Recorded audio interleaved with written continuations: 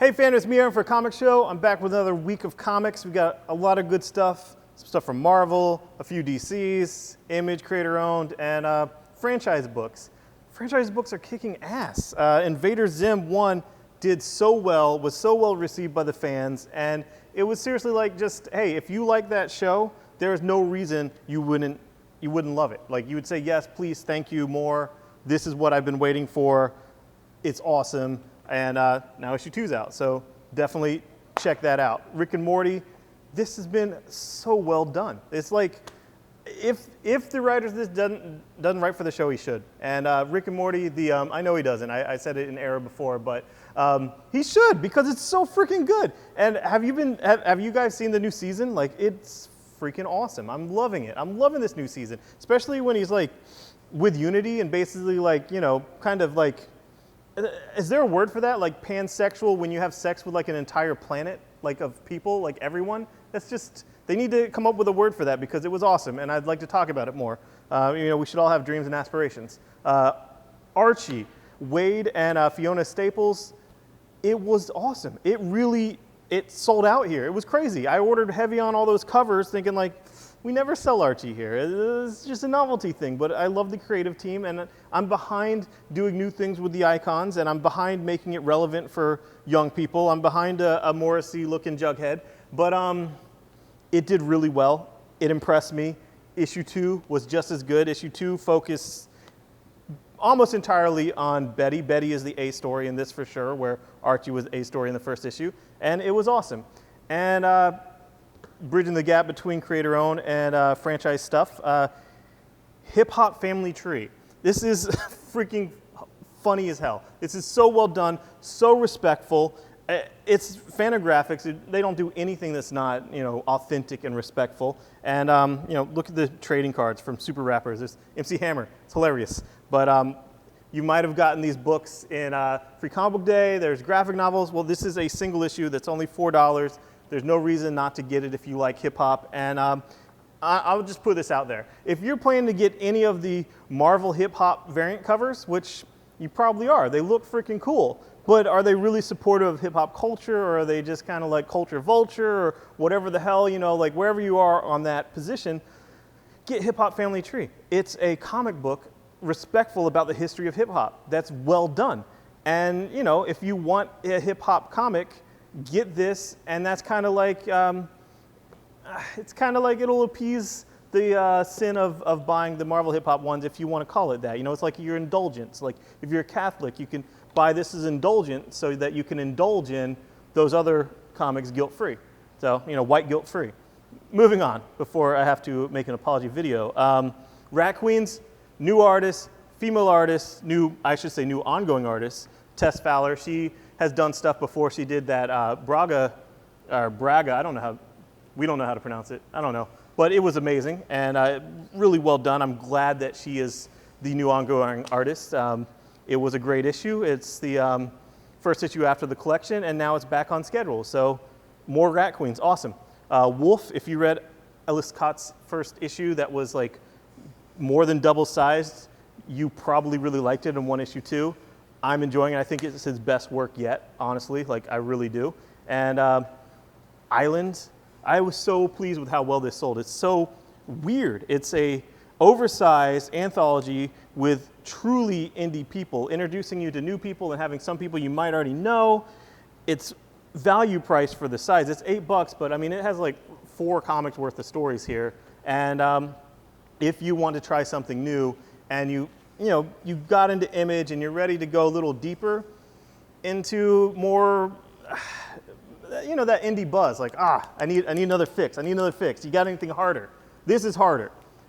And also what's harder is Black Mask. Black Mask is real indie comics. Like, sure, Image is real indie comics. Image is creator-owned. I know it is.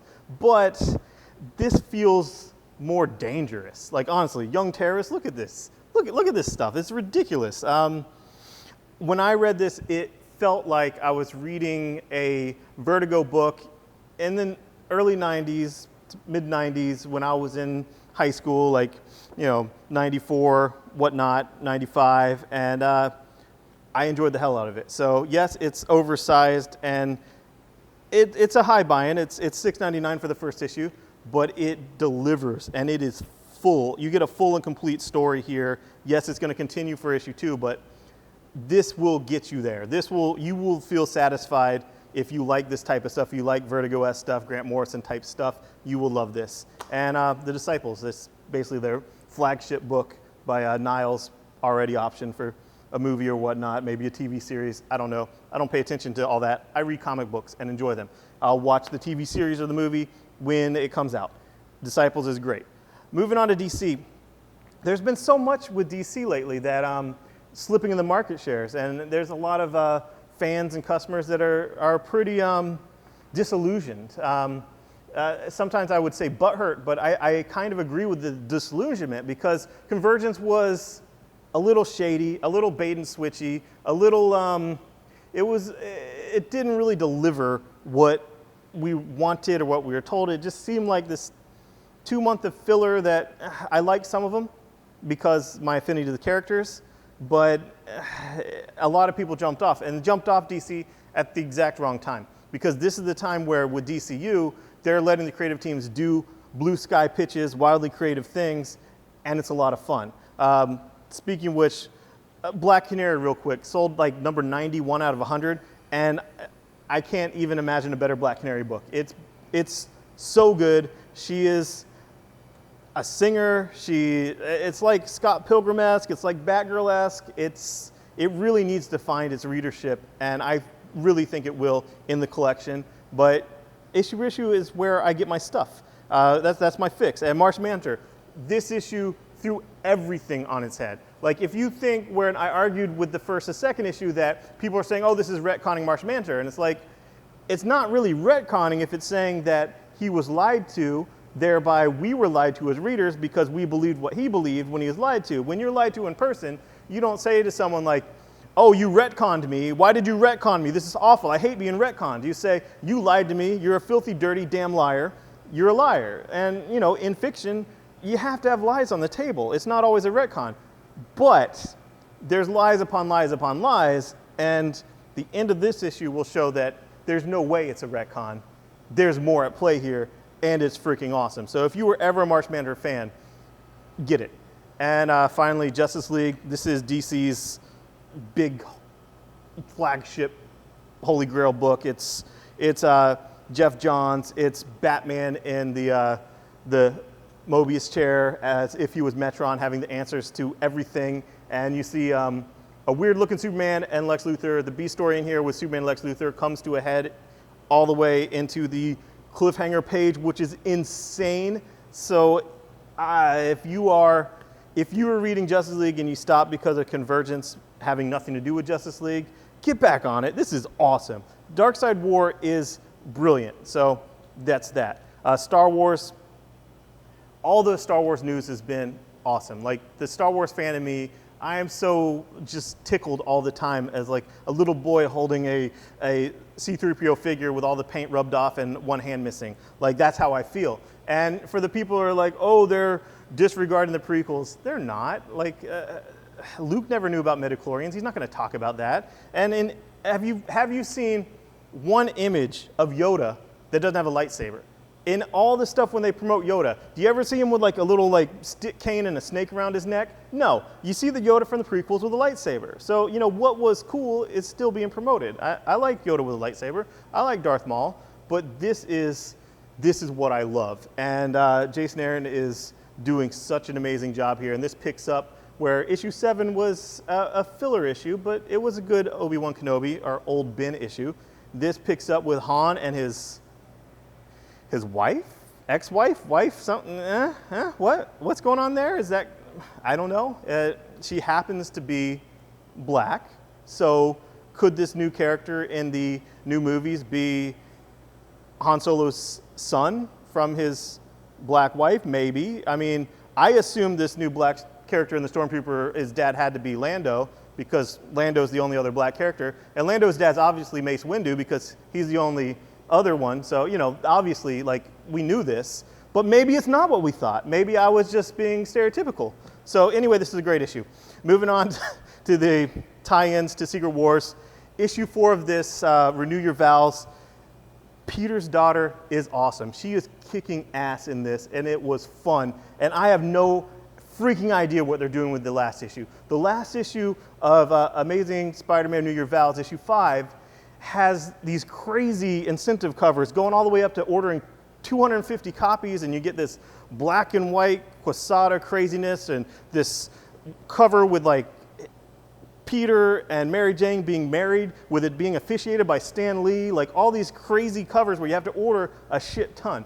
And why would they be wanting us to order a shit ton if this doesn't lead right into this new status quo of Dan Slott, who is writing this, where Peter is portrayed as more of a Tony Stark type character, being a mentor to Miles and being a businessman, a tycoon. Maybe he's married to Mary Jane again. I don't know, but there's something crazy with issue 5. So if you haven't been reading this, check it out. House of M.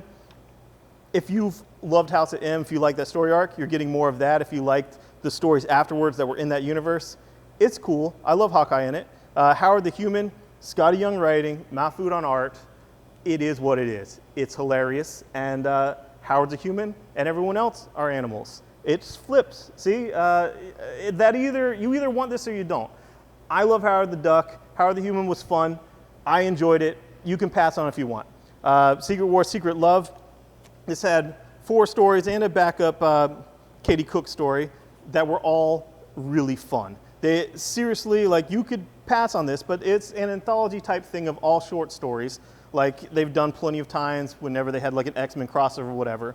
There's stories with Daredevil and a love triangle. There's the cover story, which is the new Ghost Rider and Miss Marvel, Misty Knight and Danny Forever, and Squirrel Girl wins a date with Thor. Sorry, it's a male Thor. It would have been much cooler if it was a female Thor that she won a date with, but it was a good story.